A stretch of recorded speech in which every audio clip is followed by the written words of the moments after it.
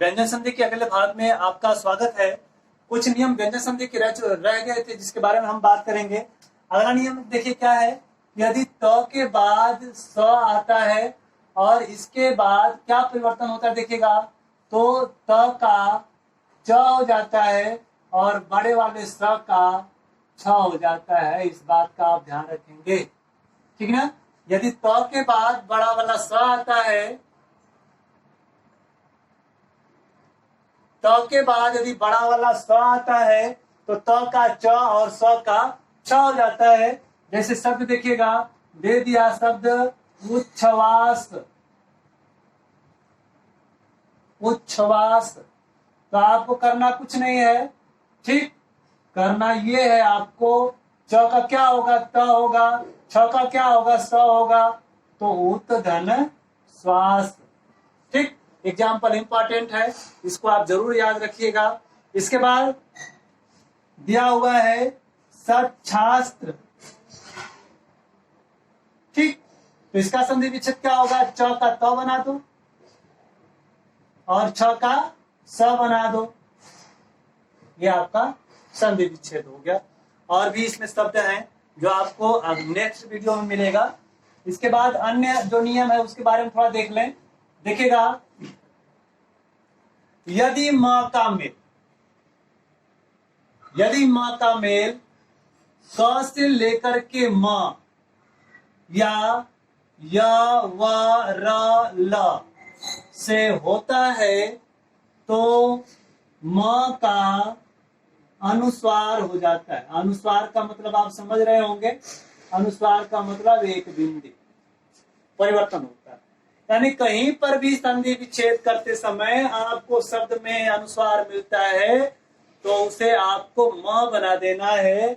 जैसे हमने लिख दिया संविधान, इसका संधि विच्छेद क्या होगा, तो सीधे हम लिखेंगे समधन विधान। क्वेश्चन दे दिया संकल्प, तो आप क्या लिखेंगे, समधन कल्प, ठीक। अगर इसी तरह देखिएगा, म के बाद व आया है, म के बाद यहाँ पर क आया है, क भी है आपका। और भी एग्जाम्पल है इसमें देखिएगा, जैसे दे दिया संचय, तो क्या हो जाएगा, समधन चय। संधि विच्छेद क्या हो जाएगा, समधन चय। इसी तरह से संगम का क्या होगा, संगम का होगा समधन गम, ठीक। और भी एग्जाम्पल है इसमें देखिएगा, संहार, तो क्या हो जाएगा, समधन हार। आएगा समझ में। एकदम सिंपल सा इसका ट्रिक है कि अगर कहीं पर भी आपको अनुस्वार दिखाई दे उसको आप म बना करके संधि विच्छेद कर सकते हैं। और इसमें एक अपवाद भी है, उसको आप देखेंगे। अपवाद इसमें क्या है, अपवाद इसमें यह है कि यदि म के बाद म आता है, म के बाद म आता है तो कोई परिवर्तन नहीं होता, कोई परिवर्तन नहीं होता। जैसे देखिएगा, हमने लिख दिया सम्मान, अगर इस तरह से दे दिया समधन मान, तो इसमें कोई परिवर्तन नहीं होगा, शब्द क्या बनेगा, सम्मान। इसी तरह से दे दिया समधन मति, तो इसमें भी कोई परिवर्तन नहीं, क्या होगा, शब्द सम्मति, ठीक। इसके बाद व्यंजन संधि का एक और नियम है, उसको हम देख लेते हैं। और वो नियम है क्या, देखिएगा, यदि न का मेल ऋषि र,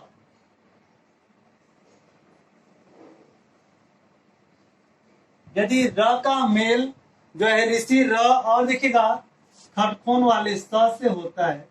आप ध्यान देंगे कि अगर ऋषि का जो मेल, सॉरी, न का जो मेल यदि ऋषि से होता है, र से होता है, खटखोन वाले स से होता है, तो न का ड़ हो जाता है, न का ड़ हो जाता है।